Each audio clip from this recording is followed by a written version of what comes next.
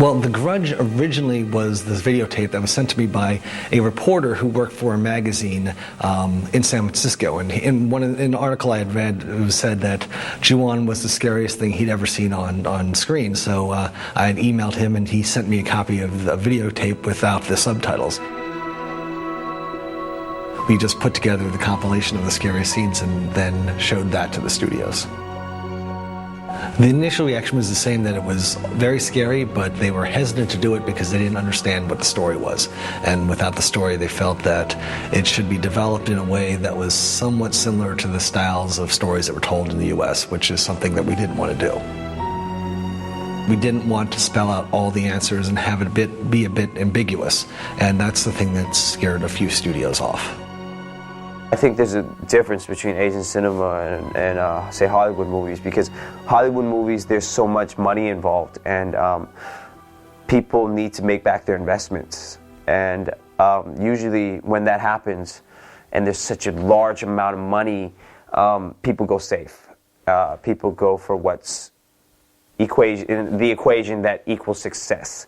So that takes away from a lot of the writers' abilities to kind of bring in new subjects or things that haven't been filmed before.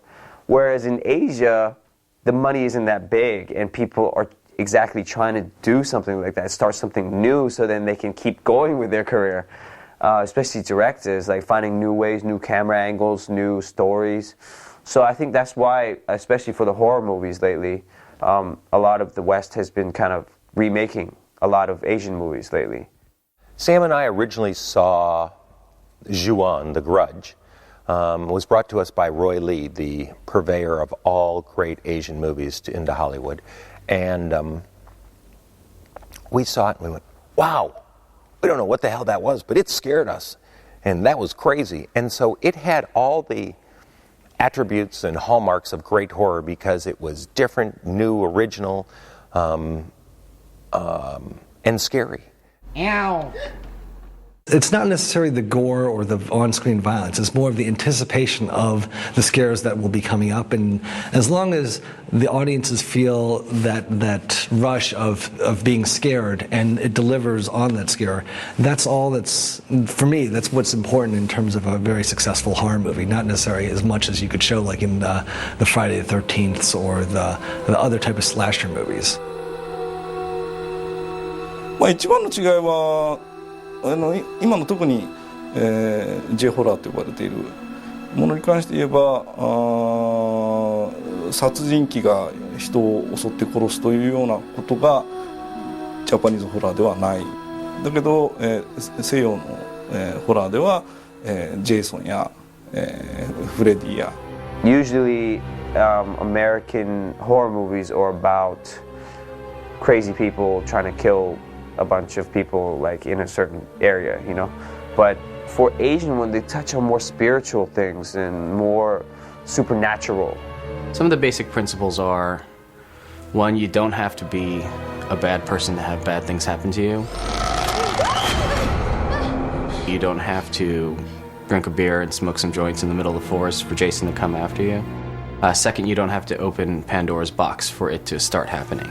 And I think the hauntings happen in Japan for very arbitrary reasons, and I think that's very scary to a common viewer.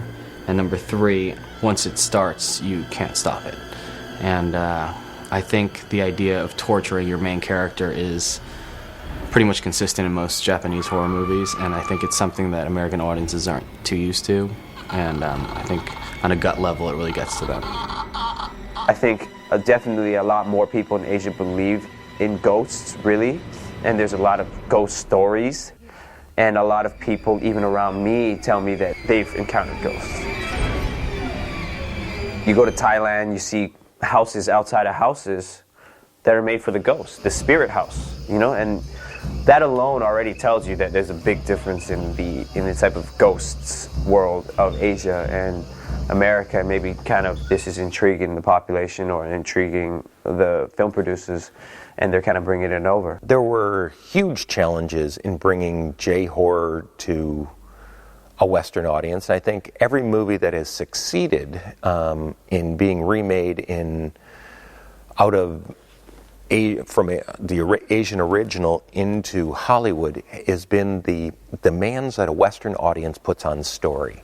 And there are many things in J-horror that come from myths and fairy tales or folklore that are instantly understood by an Asian audience that have no meaning to a Western audience. American horror films tend to plug into a formula, and I don't mean that to criticize any American horror films. I think there's a certain formula that you follow that by the time you get to the third act, there will be a massive answer or a revelation that comes upon the main character, and then they in turn use that information to beat the beast at the very end. I think Shimizu and Taka have spent a lot of time trying to create a sense of vagueness with the characters in their films, and there isn't a very simple answer that they can abide to beat the beast.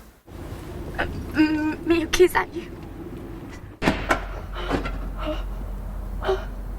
Cut!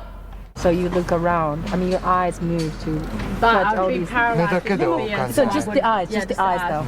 I mean, Initially, I was really nervous when I heard that I'd have to be using a translator with the director, because I didn't know how I could get my points across and my ideas, and I didn't know if he'd be able to understand what I was talking about.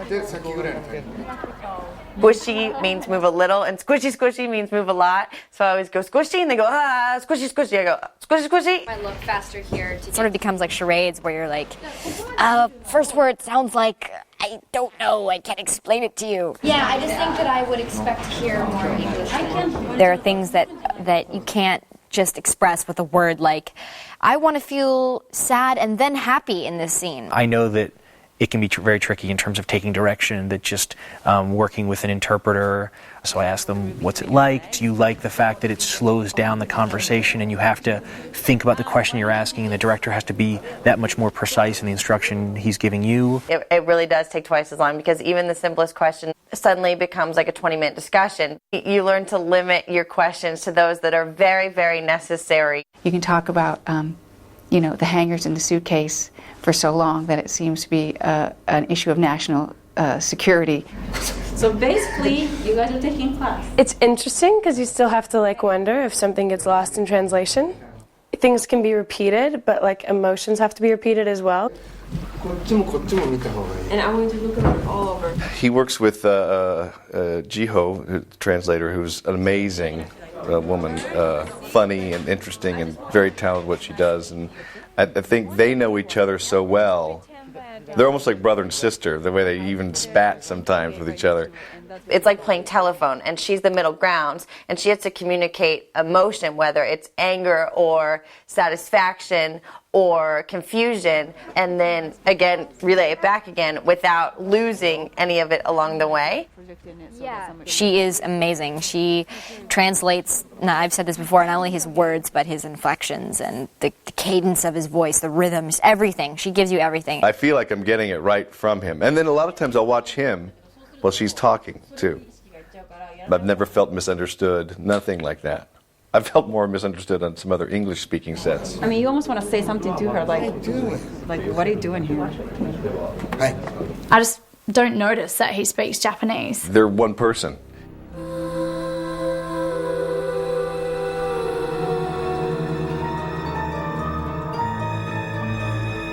I think because the first one bled of Japanese themes, I think it was important to do the second one here also. There's a certain cachet that Japanese horror has now, and if you take it out of Japan, it might not have that same effect, and I think Shimizu feels very comfortable shooting here.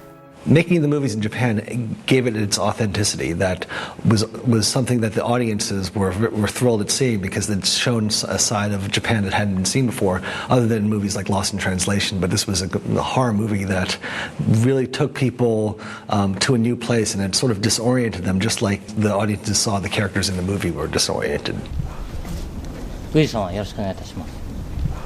皆様ご起立願います。 To work on a Japanese set is very, very different than to work on a set in North America.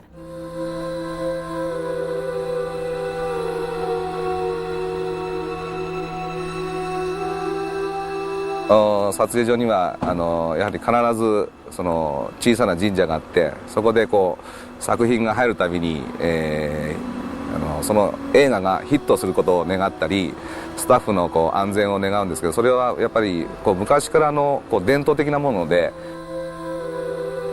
First thing that happens is you walk into the set, you take off your shoes. And there's an implicit in that, an acknowledgement of the space you're going into where work is going to be done. And there's kind of just a reverence right off the bat with that. There's ritual sort of greetings. There's a saying that they say, お願いします which is like thanking you already in advance for all the wonderful work. And as an actor, you're like, I don't know what's going to happen. This could really be horrible. So don't thank me for anything that's wonderful quite yet.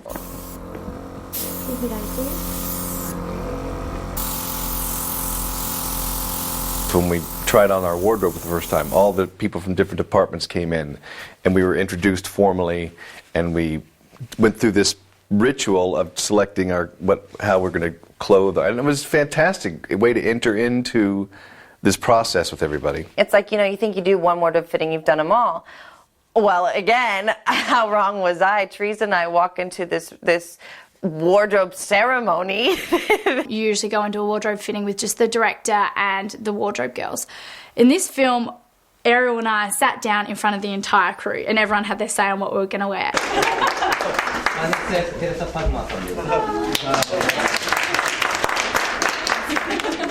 We were kind of, looked at each other and we were smiling and caught off guard, but enjoying every moment of it, but kind of not knowing what was going to happen next. Great. The Japanese DP, director, producer, translator, Japanese wardrobe, dressers, assistants, everyone, along with the, American hair and makeup and producers. Everybody was in that room, and it made so much more sense because it was like, we go up behind a curtain, put on a particular outfit for a scene, come out, the director could see it, the DP could see it for his lighting, the producers could see it to make sure they're happy, hair and makeup knew what they had to do, I could put in my 2 cents.